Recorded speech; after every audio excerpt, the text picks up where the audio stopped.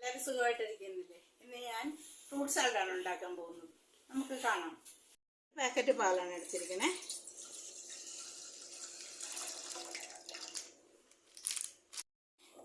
നമുക്ക് പാല് കാച്ചി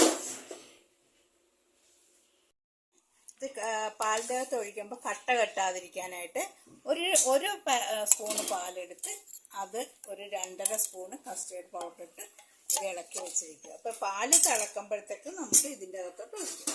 അല്ലെങ്കിൽ ചിലപ്പോൾ അത് കട്ട കെട്ടി പോയാലും അതിനാണ് കസ്റ്റേർഡ് ഒഴിച്ച് കൊടുക്കുവാണേ. പാല് തിളച്ച് പതിയേനെ കട്ട കെട്ടാതെ ഒഴിച്ചു കൊടുക്കുക. കട്ട കെട്ടത്തില്ല. നമ്മൾ ഈ വെള്ളത്തിൽ പാലിൻ്റെ അകത്ത് ഇളക്കി വെച്ചിരിക്കുന്നത് കട്ട കെട്ടത്തില്ല.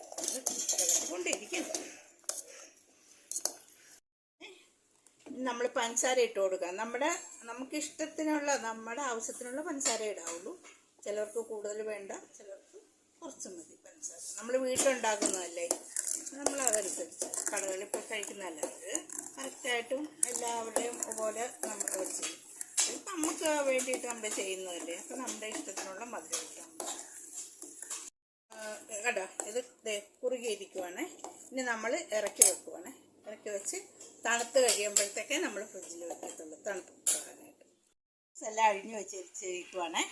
ഇനി നമുക്ക് തണുപ്പിക്കാൻ വെച്ചിരുന്ന കസ്റ്റേർഡും മിൽക്കൊക്കെ കൂട്ടിച്ചേർത്ത് വെച്ചതാണ്. അത് നന്നായിട്ട് ഐസായിട്ടുണ്ട്, തണുത്തിട്ടുണ്ട്. ഇനി നമ്മൾ ഇതിൻ്റെ അകത്തോട്ട് ഒഴിക്കാൻ പോവാണ്. ഓക്കെ,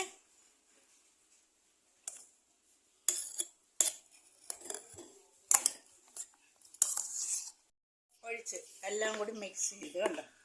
ഇനി നമുക്ക് ഇത് ഇപ്പം നല്ല ചൂടല്ലേ, ഇത് ആവശ്യമുള്ളവർക്ക് ഇതിൻ്റെ പുറത്ത് നമുക്ക് ഐസ്ക്രീം കൂടി ആഡ് ചെയ്യാം.